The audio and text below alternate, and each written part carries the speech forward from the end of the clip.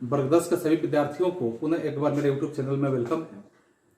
जैसे कि हम यूनिट 2 में पिछले 2 सीरीज को कंप्लीट कर चुके हैं, तीसरे सीरीज में हम काम करेंगे। तो तीसरे सीरीज में हम देखेंगे कि जो यूनिट 2 में समाजवाद और साम्यवाद है, इस समाजवाद और साम्यवाद में जो बोल्शेविक क्रांति है, या बोल्शेविक क्रांति में जैसे यहाँ दिया गया है कि 1917 ईस्वी की बोल्शेविक क्रांति की क्या स्थिति है, क्यों बोल्शेविक क्रांति हुई थी और इसके कारणों की जिक्र करना है। तो इसमें सबसे पहले हम समझेंगे बोल्शेविक क्रांति या क्यों हुआ, इसके कारण क्या थे। इन तमाम बातों का जिक्र करते हुए जैसे हम देखेंगे कि जब आप 20वीं शताब्दी की बात करेंगे, क्योंकि 1917 ईस्वी आपकी 20वीं शताब्दी है, तो 20वीं शताब्दी के इतिहास में अगर कहा जाए तो एक तरह का महत्वपूर्ण या एक घटना के रूप में समझा जा सकता था, एक महत्वपूर्ण क्रांति के रूप में समझा जा सकता था, क्योंकि इसी क्रांति के माध्यम से यहाँ रूस में सम्राट के रूप में कहा जाए या जार के रूप में कहा जाए कि रूस के जो जार हुआ करते थे, वे जार के जो एक तंत्रीय निरंकुश शासन व्यवस्था था, वैसे निरंकुश शासन व्यवस्था मात्र अगर लोकतंत्र की स्थापना करने का ही अगर प्रयत्न नहीं किया गया, बल्कि यहाँ रूस में सामाजिक रूप से, आर्थिक रूप से, व्यवसायिक रूप से और सभी क्षेत्रों में, जैसे कुलीन वर्ग के लोग थे, पूंजीपति वर्ग के लोग थे, जमींदार वर्ग के लोग थे, सभी के शक्ति का यहाँ पे एक तरह से तोड़ने का काम किया गया और मजदूरों और किसानों की सत्ता की स्थापना करने का बेहद ही प्रयास किया गया। तो इस तरह से रूस में जो बोल्शेविक क्रांति हुई, तो इस बोल्शेविक क्रांति के बारे में कहा जाता है कि सही मायने में या 1917 ईस्वी की बोल्शेविक क्रांति जो थी, इसे हम नवंबर 1917 ईस्वी के क्रांति के रूप में समझ सकते हैं, क्योंकि इसमें यह घटना नवंबर में घटी हुई थी। तो इसे नवंबर 1917 ईस्वी की क्रांति के रूप में इसे समझेंगे, क्योंकि इस क्रांति ने एक तरह से नई राजनीतिक जो सामाजिक व्यवस्था था, ऐसे नई सामाजिक व्यवस्था, राजनीतिक व्यवस्था, साम्यवाद का जो स्थिति था, वैसे स्थिति को उपस्थित करने के साथ साथ विश्व में सर्वप्रथम यह कहा जा सकता है कि सर्वहारा वर्ग की जो सर्वहारा वर्ग का शासन था, सर्वहारा वर्ग की सत्ता था, ऐसे सत्ता को स्वीकृत करने का इस क्रांति ने प्रभाव अपना जमाया। अब हम देखेंगे कि 1917 ईस्वी की बोल्शेविक क्रांति के क्या कारण थे। तो सबसे पहले कारणों में हम यहाँ देखेंगे कि कारणों में हम लिख सकते हैं कि जार की निरंकुशता या जार की निरंकुशता कह सकते हैं या अयोग्य शासन व्यवस्था कह सकते हैं। तो एक नंबर पॉइंट में कारण के रूप में हम देखेंगे कि यहाँ जार की निरंकुशता। तो जार की निरंकुशता में हम बातें करेंगे या समझेंगे कि 1917 ईस्वी के पहले जो रूस की स्थिति थी, रूस में रोमनोव राजवंश का शासन हुआ करता था, यानी कि आप रोमनोव राजवंश का शासन हुआ करता था। तो रोमनोव राजवंश के शासन के माध्यम से रूस का साम्य जो विचारधाराएं थी, रूस का जो प्रशासनिक व्यवस्था था, संचालित होता था उस समय। यानी इस समय अगर कहा जाए कि रूस के सम्राट को क्या कहा जाता था, तो रूस के सम्राट को जार कहा जाता था, यानी रूस के जो राजा होते थे उसको जार के नाम से संबोधित किया जाता था। रूस में एक तरह की कठोर राजनीतिक संरचना स्थापित की जा चुकी थी और 19वीं शताब्दी के मध्य में अगर देखा जाए तो यूरोप की राजनीतिक संरचना इस प्रकार की थी कि उसमें राजनीतिक संरचना में परिवर्तन बिल्कुल हो चुका था। लेकिन राजतंत्र की जो शक्ति थी, यहाँ राजतंत्र की शक्ति सीमित हर जगह पे देखने के लिए मिल रहा था कि हर जगह पे राजतंत्र की जो स्थिति थी, उसकी शक्ति थी, अर्थात उसका पावर था, वह बिल्कुल ही सीमित हो चुका था। लेकिन रूस एक ऐसा देश था जहां पे जार अपने विशेषाधिकार को छोड़ने का नाम ही नहीं ले रहे थे। वे चाह रहे थे कि हम उसी पुरानी व्यवस्था में, पुरानी शासन व्यवस्था के रूप में ही अपने आप को तैयार रखें। तो वे पुरानी व्यवस्था को छोड़ने का कहीं नाम नहीं ले रहे थे। और जार निकोलस द्वितीय, जिनके शासनकाल में यह क्रांति हुई थी, इनके बारे में स्पष्ट रूप से कहा जा सकता है कि वे राजा के जो दैवीय अधिकार हुआ करते थे, वैसे दैवीय अधिकारों में विश्वास करते थे। दैवीय अधिकार का मतलब आप पहले भी पढ़ चुके हैं कि दैवीय अधिकार के अंतर्गत यह मान्य था कि राजा को ईश्वर द्वारा भेजा गया है और ईश्वर द्वारा भेजे गए यहाँ लोगों के ऊपर शासन करने की जिम्मेदारी दी गई है। जो वह राजा जो कहेगा लोगों को वही मानना पड़ेगा। ऐसे विचारों का समर्थक थे जार निकोलस द्वितीय। और इसके साथ साथ आम लोगों की सुख सुविधा से उनकी कोई चिंता ही नहीं थी। एक दूसरी बात यहाँ कहा जा सकता है कि जार निकोलस द्वितीय यहाँ उनके राज्य में रहने वाली उनके अगर कहा जाए कि कल्पित रूप से ही कहा जा सकता है कि उनके जो गुरु हुआ करते थे रासपुटिन, तो रासपुटिन के हाथों की कठपुतली बन चुके थे, क्योंकि रासपुटिन की एक पुत्री थी जिसका नाम जरीना हुआ करता था। तो जरीना से यहाँ जार निकोलस द्वितीय का अवैध संबंध माना जाता है, और इस अवैध संबंध के माध्यम से वह जरीना जो कहती थी जार निकोलस द्वितीय वही करते थे, और जरीना वही कहती थी जो उसके पिता रासपुटिन कहते थे। तो एक तरह से अप्रत्यक्ष रूप से रासपुटिन उस शासन व्यवस्था पे अपना नियंत्रण स्थापित कर चुके थे, तो वह जरीना के हाथों की कठपुतली बन चुके थे जार निकोलस द्वितीय। और इसका परिणाम यह हुआ कि वहां जनता के ऊपर किसी तरह की चिंता नहीं हो रही थी, वहां बस राजघराने में अय्यासियां और रंगरलियां मनाने की ही काम की जा रही थी। जनता का क्या कष्ट है, क्या दुख है, इससे कोई मतलब नहीं था। जार ने जो अफसरशाही व्यवस्था बना रखी थी, इस अफसरशाही व्यवस्था में वह एक तरह से अस्थिर, जड़ और अकुशल रूप से उसका संचालन हो रहा था। नियुक्ति की आधार वहां योग्यता नहीं बनाई गई थी। योग्यता के आधार पर किसी व्यक्ति का राज्य के कार्यकलाप में नियुक्ति नहीं की जाती थी, बल्कि नियुक्ति का आधार यहाँ वंश परंपरा हुआ करता था। नियुक्ति का आधार यहाँ राज्य के जो लोग जिसको प्रमुखता दे देते थे उसी की नियुक्ति होती थी। इस तरह से अगर कहा जाए तो गलत सलाहकार के कारण, यानी कि जो जरीना एक गलत सलाहकार का काम करने लगी थी, राज्य को मटिया मिलित करने के ऊपर वे बिल्कुल अपने आप में वो ढल चुकी थी। तो राजा की जो स्वेच्छाचारिता की स्थिति थी वह बिल्कुल बन गई थी, और स्वेच्छाचारिता वह दिन पर दिन राजा की बढ़ती जा रही थी। जनता की स्थिति दिन पर दिन बद से और बदतर होती जा रही थी। फिर हम यहां देखें दूसरे अगर कारण के रूप में कि कृषकों की जो स्थिति थी वह दयनीय थी, यानी कृषकों की दयनीय स्थिति। तो कृषकों की दयनीय स्थिति में हम समझेंगे कि रूस की जनसंख्या जो हुआ करता था वह बहुसंख्य भाग यहाँ कृषि प्रधान ही हुआ करता था। बहुत से भाग वहां कृषि पे प्रधानता थे, कृषक ही कहे जाते थे, लेकिन उनकी स्थिति बिल्कुल दयनीय बन चुकी थी। 1861 का अब बात देखेंगे कि 1861 में जार अलेक्जेंडर जो थे, जार अलेक्जेंडर द्वितीय के द्वारा कृषि दास्ता समाप्त जब कर दी गई थी, कृषि दास्ता समझते हैं तो जो पीछे आपने पढ़ा हुआ है कि कृषि दास्ता जब समाप्त कर दी गई थी, लेकिन इससे किसानों की स्थिति जो थी वह उस स्थिति में किसी प्रकार का सुधार देखने के लिए नहीं मिला था। कृषि दास्ता भले ही समाप्त हुई थी, लेकिन किसानों की स्थिति ज्यों कितने हुई थी, उनके खेत जो थे बहुत से छोटे छोटे टुकड़ों में बंट चुके थे, और इतने छोटे छोटे टुकड़े में बटे थे जिन पर वो पुराने ढंग से ही खेती का कार्य किया करते थे। सुविधापूर्वक खेती नहीं होता था, उनके पास बिल्कुल पूंजी का यहाँ अभाव देखने के लिए मिलेगा, और इसके साथ साथ उनके ऊपर करों का जो बोझ था वह करों के बोझ से बिल्कुल दब चुके थे। और ऐसे किसानों के पास अब दूसरा कोई रास्ता नहीं दिख रहा था, सिर्फ एक ही रास्ता सामने नजर आ रहा था, वह रास्ता था कि राजा के खिलाफ क्रांति करना। तो ये आपके 1917 ईस्वी की बोल्शेविक क्रांति का दूसरा सबसे महत्वपूर्ण कारण के रूप में समझ सकते हैं। कृषकों की दयनीय स्थिति बिंदुओं पर विचार करते हैं तो कृषकों के बाद आते हैं मजदूरों की दयनीय स्थिति। तो मजदूरों की दयनीय स्थिति में भी देखेंगे कि कृषकों का जिस तरह से स्थिति बना हुआ था, मजदूरों की स्थिति भी उससे कहीं कम नहीं थी, क्योंकि रूस में जो मजदूर थे वैसे मजदूरों की स्थिति बहुत ही दयनीय के रूप में समझा जा सकता है कि बहुत ही दयनीय थी। उन्हें अधिक काम करना पड़ता था, मजदूरों को ज्यादा काम कराया जाता था, लेकिन उनकी मजदूरी काम के आधार पर नहीं दी जाती थी, मजदूरी बहुत कम ही दी जाती थी। उनके साथ एक और भी बातें थी कि दुर्व्यवहार भी करने का काम किया जाता था। खासकर वे अपने स्थिति से बिल्कुल संतुष्ट नहीं थे, और जब संतुष्ट नहीं थे तो मजदूरों को राजनीतिक अधिकार भी नहीं दिए गए थे, जिस राजनीतिक अधिकार के माध्यम से वे अपनी मांगों का समर्थन करते हुए किसी तरह का हड़ताल कर सके, सम्राट के सामने किसी तरह का धरना कर सके, ऐसी बातें, ऐसा काम करने का अधिकार इन लोगों को नहीं दिया गया था।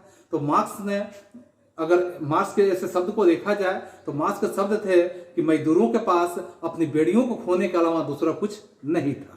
तो जब अपने बेड़ियों को खोने के अलावा अर्थात अपनी गुलामी को खोने के अलावा दूसरा कुछ था ही नहीं, तो ये तो निश्चित है कि युद्ध होना तय है, एक तरह की क्रांति होना तय है, गृह युद्ध होना तय है, या किसी भी प्रकार का यहाँ स्थिति ऐसे उत्पन्न हो सकती है जहां राजा के खिलाफ में अब मजदूर जो है वहां आवाजें बुलंद कर सकती है। इस तरह की स्थितियां होना तय है। तो उनकी दशा का जो सही चित्रण यहाँ कार्ल मार्क्स के द्वारा किया गया है कि उनके पास अपने जंजीरों को, अपने गुलामी को त्यागने के अलावा दूसरा कुछ तो था ही नहीं। फिर हम देखेंगे यहाँ चौथे बिंदु में औद्योगिकरण की समस्या की बात आती है। औद्योगिकरण की समस्या। तो औद्योगिकरण की समस्या में अगर हम समझते हैं तो इसमें देखेंगे कि रूसी जो औद्योगिकरण की पद्धति था या पश्चिमी पूंजीपति या पश्चिमी जो पूंजीवादी व्यवस्था था उसी औद्योगिकरण से अगर देखा जाए, तुलना किया जाए तो उससे बहुत ही भिन्न था। क्योंकि पश्चिमी औद्योगिकरण से रूस का औद्योगिकरण बिल्कुल ही भिन्न स्थिति में था, क्योंकि यहाँ कुछ ही अगर कहा जाए कुछ ही क्षेत्रों में महत्वपूर्ण उद्योग का संकेंद्रण बनाया गया था। यहाँ राष्ट्रीय पूंजी का बिल्कुल अभाव था, राष्ट्रीय पूंजी तो था ही नहीं।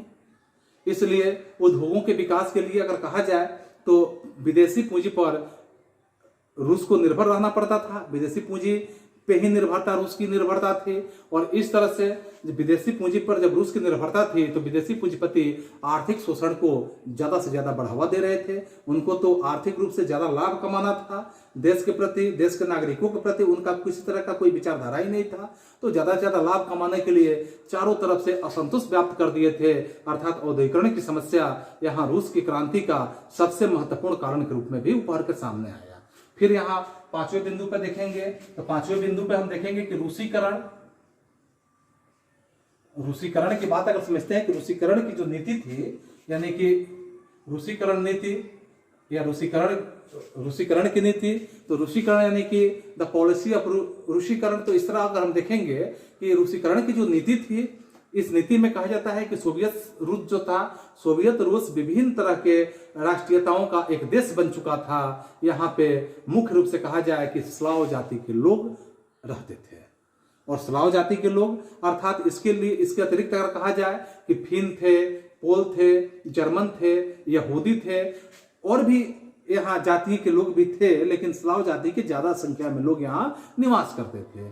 और ये भिन्न भिन्न भाषा को बोलते थे। और जब भिन्न भिन्न भाषा को बोलेंगे, जैसे आप एक ही जगह पे देखेंगे कि अलग अलग भाषा को बोलने वाले लोग अगर मौजूद हों तो उन लोगों में एकता का सूत्र स्थापित करना बहुत ही मुश्किल होता है। तो अलग अलग भाषा को बोलते थे और इनका जो रस्म रिवाज होता था, यह सभी का रस्म रिवाज भी अलग अलग था, क्योंकि अलग अलग संप्रदाय के, अलग अलग जाति के जब लोग होंगे तो सबका रस्म रिवाज भी अलग अलग ढंग का होगा, यह तो निश्चित। लेकिन रूस में बहुसंख्य समूह, यहाँ जार निकोलस द्वितीय द्वारा जारी की गई जो रूसीकरण की नीति थी, उस नीति से वो बहुसंख्य लोग प्रभावित थे, यहाँ परेशान स्थिति में थे। और इतने परेशान थे कि अगर कहा जाए कि इसके अनुसार जार ने देश के सभी लोगों पर दबाव पूर्वक रूसी भाषा को या रूसी शिक्षा को या रूसी संस्कृति को लादने का प्रयास कर दिया। तो जब अपने रूसी भाषा को, रूसी शिक्षा को या रूसी संस्कृति को जब लादने का प्रयास किया, इससे क्या होगा कि अल्पसंख्यक में एक तरह की हलचल मच गई। और जब हलचल मचेगी, हलचल पैदा होगा, अर्थात उस पर दबाव पूर्वक किसी दूसरे संस्कृति को मानने पर प्रभाव डाला जाएगा, दबाव पूर्वक किसी दूसरे धर्म को मानने पर प्रभाव डाला जाएगा, तो निश्चित है कि वे क्रांति के लिए जागरूक तो हो ही जाएंगे। और ऐसे जागरूकता के कारण कहा जाता है कि 1863 ईस्वी में इस नीति के विरुद्ध में एक तरह का पोलो ने विद्रोह किया। और पोलो के विद्रोह के कारण उनका जो निर्दयता पूर्वक कहा जाए कि दमन करने का काम भी किया गया। इस प्रकार रूसी जो राजतंत्र था, उस राजतंत्र के प्रति लोगों के अंदर बहुत ज्यादा आक्रोश बढ़ गया और यह एक क्रांति का रूप पकड़ लिया, जो यहाँ रूसी क्रांति का, यहाँ रूसीकरण नीति महत्वपूर्ण क्रांति के रूप में समझा जा सकता है, महत्वपूर्ण कारण के रूप में समझा जा सकता है। फिर अगर हम यहाँ छठे बिंदु पे विचार करेंगे तो छठे बिंदु पे देखेंगे विदेशी घटनाओं का, यहाँ विदेशी घटना। तो विदेशी घटना में अगर हम बातें करते हैं कि विदेशी घटना या विदेशी घटनाओं का प्रभाव, जिसमें हम एक नंबर में ले सकते हैं क्रीमिया का युद्ध। आप देखेंगे विदेशी घटना में क्या होता है, क्रीमिया का युद्ध। तो क्रीमिया के युद्ध में आप पाएंगे या समझेंगे कि रूस की जो क्रांति थी, इस क्रांति में विदेशी घटनाओं की भूमिका अगर कहा जाए तो सर्वोपरि के रूप में यह महत्वपूर्ण मानी जा सकती है। क्योंकि सर्वप्रथम क्रीमिया का जो युद्ध हुआ था, क्रीमिया के युद्ध में रूस की पराजय ने उसके जो देश थे, ऐसे देश में सुधारों का युग आरंभ करने का काम किया। इसके बाद अगर हम देखेंगे कि 1904 और 1905 ईस्वी में रूस जापान युद्ध ने यहाँ रूस की जो पहली क्रांति थी उसको जन्म देने का काम किया। और अंत विश्व युद्ध में बोल्शेविक क्रांति का एक तरह से कहा जाए तो रास्ता प्रखर होने लगा, रास्ता साफ हो गया। फिर हम यहाँ देखेंगे कि दूसरे इसकी स्थिति में विदेशी में कि जापान से पराजय। तो जापान से पराजय की बात आता है, जापान एक छोटा सा देश है और रूस बहुत बड़ा देश है। और जापान से पराजय होना यानी 1905 ईस्वी की घटना है यह रूस के लिए बहुत ही शर्म की बात हो सकती है, क्योंकि 1905 के यह एक ऐतिहासिक घटना के रूप में हम समझ सकते हैं कि यह रूस जापान जो युद्ध हुआ था, इस युद्ध में बुरी तरह से यह रूस को पराजित होने का स्थिति आ गया। और जब रूस पराजित हुआ, इससे पूर्व निरंकुश जो जारशाही व्यवस्था था वह विभिन्न मोर्चे पर अपनी विफलता के या जो उसकी विफलता थी, इस असफलता को रूसी जनता में यह छिपाने का भरसक प्रयास करती रही कि रूसी जनता के बीच में उसकी असफलता छिपते रहे। लेकिन क्या देश अगर हार जाए तो जनता इस बात से अवगत कैसे नहीं हो सकती है? यह भी मुश्किल बात है कि इस बात को छिपाना यहाँ रूस के जार के लिए बहुत कठिन कार्य था। लेकिन अगर कहा जाए कि सुदूर पूर्व की पराजय जब देखा गया तो जनता से यह छिपना बिल्कुल मुश्किल हो गया।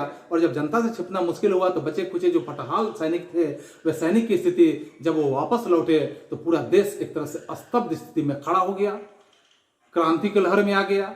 महानता का भ्रम इन लोगों के अंदर से टूटने लगा कि हम महान हैं, बड़े साम्राज्य के हम स्थापित किए हुए एक सम्राट हैं। इस तरह का भ्रम इनके मन में था, वह टूट गया। और रूस जो था एशिया के छोटे से देश से जैसे ही पराजित होता है, अर्थात यहाँ जापान से पराजित होता है, लेकिन यहाँ पराजय के कारण 1905 ईस्वी की रूसी क्रांति को हम भली भांति समझ सकते हैं। क्योंकि 9 जनवरी 1905 ईस्वी को आप देखेंगे कि लोगों के जो समूह थे यहाँ जनता के यहाँ जार के सामने मांग रखना शुरू किए कि या तो मुझे रोटी दो और नहीं तो मुझे गोली दो। ये दो बातें इन लोगों ने पेश किया।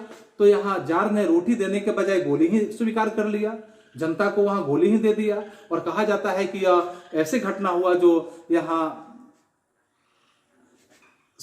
वहां कहा जाता है कि यह सड़कों पर प्रदर्शन करते हुए यहाँ जो सेंट पीटर्सबर्ग स्थित महल है, उस महल की ओर जनता जब जा रही थी तो जनता के जाने के क्रम में कहा जाता है कि लेकिन जार ने सेना पर क्या किया, वैसे निहत्थे लोगों पर सेना के माध्यम से गोली चलाने का आदेश दे दिया।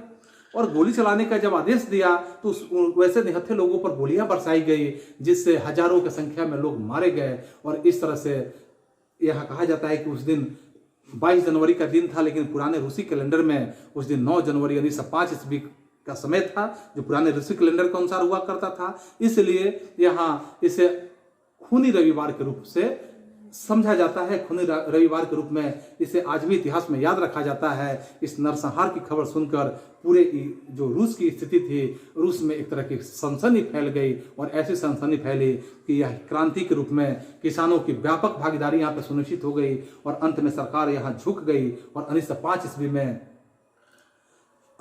ईस्वी में आप देखेंगे प्रतिनिधात्मक जो शासन था, प्रतिनिधात्मक संस्था के रूप में जो एक ड्यूमा की स्थापना किया गया। और 1906 ईस्वी में जैसे 1906 ईस्वी तक जैसे कहा जाता है क्रांति की शक्ति कमजोर होने लगी और रूसी राजतंत्र जो था यहाँ ड्यूमा के जो अधिकार थे, इस अधिकार को छीन लेने का काम किया गया। पुनः यहाँ 1905 की जो क्रांति थी, इस क्रांति की विफलता यहाँ देखने के लिए मिली, लेकिन भीतर ही भीतर आग सुलगती रही। और 1917 ईस्वी में एक महान क्रांति यहाँ पे प्रकट होते हुए नजर आया। फिर हम देखेंगे 7वें बिंदु के रूप में, 7वें पॉइंट के रूप में कि रूस में जो मार्क्सवाद की स्थिति है, यानी रूस में मार्क्सवाद का प्रभाव। 7वां बिंदु आप समझ सकते हैं कि रूस में मार्क्सवाद का प्रभाव। तो रूस में मार्क्सवाद का प्रभाव यहाँ 1917 की बोल्शेविक क्रांति का कैसे कारण बनता है, तो इसमें हम समझेंगे कि रूस की जो क्रांति होती है, इस क्रांति में या इस क्रांति से पहले की बात करेंगे, एक वैचारिक क्रांति हम समझ सकते हैं। वैचारिक क्रांति हम देख सकते थे क्योंकि लियो टॉलस्टॉय अर्थात हम कहेंगे लियो टॉलस्टॉय अर्थात रचना वार एंड पीस की बात समझेंगे। यह आपका एक बहुत महत्वपूर्ण प्रश्न है, यानी जिसे दोस्तोवस्की के नाम से, यानी दोस्तोवस्की के रूप से हम समझ सकते हैं। दोस्तोवस्की के रूप में हम समझेंगे कि यहाँ तुर्गनेव जैसे चिंतक ने अपने विचारों को यहाँ प्रोत्साहित करते हुए अपने विचार को दिया है कि रूस में या रूस के जो औद्योगिक मजदूर हैं, वैसे औद्योगिक मजदूरों पर कार्ल मार्क्स के समाजवादी जो विचार हैं, ऐसे विचारों का प्रभाव या पूर्ण प्रभाव देखने के लिए मिला है। क्योंकि मार्क्सवादियों ने खासकर मजदूरों के नाम से या मजदूरों के बीच काम करना यहाँ शुरू कर दिया था। और जब मजदूरों के साथ काम करना शुरू किया था, लेकिन यहाँ देखेंगे उनका संगठन भी धीरे धीरे बढ़ते जा रहा था। रूस का जो पहला साम्यवादी व्यवस्था थी, इस साम्यवादी व्यवस्था में या जो यहाँ रूस का साम्यवादी जो प्लेखानेव की स्थिति समझेंगे कि प्लेखानेव जो थे रूस के जारशाही की निरंकुशता की स्थिति थी, इस निरंकुशता को समाप्त करके साम्यवादी व्यवस्था की स्थापना करने की सोच बनाए हुए थे। उन्हीं के माध्यम से 1898 ईस्वी में जो एशियन सोशल डेमोक्रेटिक पार्टी है, इस पार्टी की स्थापना करने का काम किया गया। एशियन सोशल डेमोक्रेटिक पार्टी की स्थापना 1898 में उन्हीं के माध्यम से किया गया और यह साम्यवादी दल का एक पूर्ववर्ती हम समझ सकते हैं। और यह धीरे धीरे पूरे शीघ्र ही कहा जाए कि शीघ्र ही यह क्या हुआ कि 1903 ईस्वी में साधन और अनुशासन के मुद्दे पर इस पार्टी में फूट पड़ गई और इस साधन और अनुशासन के माध्यम से पार्टी में जब फूट पड़ी तो इसके परिणाम स्वरूप कहा जाता है कि बहुमत दल वाले यहाँ बोल्शेविक कहलाने लगे और अल्पमत दल वाले यहाँ मनसेविक के नाम से जाने गए। तो इस तरह आप इस बात को समझ सकते हैं कि बोल्शेविक और मनसेविक की फूट कब पड़ी, तो 1903 ईस्वी में। यह भी बहुत बड़ी क्वेश्चन है। और इसके अतिरिक्त जब देखेंगे 1901 ईस्वी में कि सोशलिस्ट जो है रेवोल्यूशनरी पार्टी का यहाँ गठन किया गया, जो किसानों की मांग को उठाने का भरसक प्रयास हमेशा करती थी। और इस तरह से मार्क्सवादी जो दृष्टिकोण थे, मार्क्सवादी जो विचारधाराएं थी, इस विचारधाराओं से मजदूर और किसान जो थे, इस किसानों का संगठन रूस की क्रांति का एक महान कारण साबित होते हुए नजर आया। फिर हम यहाँ 8वें बिंदु पर विचार करेंगे तत्कालीन कारण, क्योंकि कोई भी अगर लड़ाई होता है, कोई भी क्रांति होता है, तो उस सभी क्रांति का एक सबसे महत्वपूर्ण तत्कालिक कारण आप निश्चित रूप से समझेंगे, क्योंकि चाहे वो विश्व युद्ध हो, प्रथम विश्व युद्ध हो, द्वितीय विश्व युद्ध हो, किसी भी युद्ध के बारे में, किसी भी क्रांति के बारे में यदि आप बातों को समझते हैं तो आपका तत्कालिक कारण निश्चित उसमें समाविष्ट होता ही है। क्योंकि तत्कालिक कारण जैसे प्रथम विश्व युद्ध में रूस की जब पराजय होती है तो एक तरह का तत्कालिक कारण यहाँ रूस के क्रांति पर पड़ता है। क्योंकि प्रथम विश्व युद्ध जो आप जानते हैं 1914 से लेकर 1918 ईस्वी तक चला था। इस युद्ध में रूस के जो मित्र थे, मित्र राष्ट्रों की ओर से यह शामिल हुआ था, लेकिन इस युद्ध में सम्मिलित होने का एक ही मात्र उद्देश्य था कि रूस की जनता जो आंतरिक रूप से असंतुष्ट है, वे आंतरिक रूप से असंतुष्टि को भूल जाए और इस युद्ध में उलझ जाए। और जब युद्ध में उलझ जाएगी तो अपने पुरानी बातों को भूल जाएगी। लेकिन इस युद्ध के चारों तरफ रूसी सेना जो थी, वो ऐसे रूसी सेनाओं की जब लगातार हार हो रही थी तो उनके पीछे अच्छे हथियार, यानी उनके पीछे ना तो अच्छे हथियार ही थे और न ही पर्याप्त भोजन की सुविधा दी गई थी। निश्चित रूप से यहाँ युद्ध के मध्य में जार जो निकोलस द्वितीय हुआ करता था, उसने सेना की कमान अपने हाथ में जब लिया, लेकिन परिणाम स्वरूप यहाँ जो दरबार की स्थिति थी वो दरबार खाली होने लगा और उनकी अनुपस्थिति में यहाँ जरीना जो थी, जिसका जिक्र मैंने पहले ही किया था, जो जार निकोलस द्वितीय की पत्नी के रूप में जानी जाती है, और वह ऐसे पत्नी नहीं थी लेकिन पत्नी के रूप में समझी जाती है। और उसका जो तथाकथित गुरु के रूप में कहा जाता है कि रासपुटिन एक पादरी हुआ करता था। वह षड्यंत्र जैसे मौके का वे लोग इंतजार कर रहे थे और जिसके कारण यहाँ राजतंत्र की प्रतिष्ठा और ज्यादा गिरते हुए नजर आई, अर्थात यहाँ राजतंत्र की प्रतिष्ठा बिल्कुल ही गिर गई। तो इस तरह से हम लोगों ने देखा कि यहाँ जो 1917 की बोल्शेविक क्रांति के कौन कौन से कारण हैं। इन कारणों के साथ आज हम बस यहीं पे समाप्त करते हैं। फिर हम अगले क्लास में इसी यूनिट के साथ मिलेंगे। तब तक आप सभी बच्चों को एक बार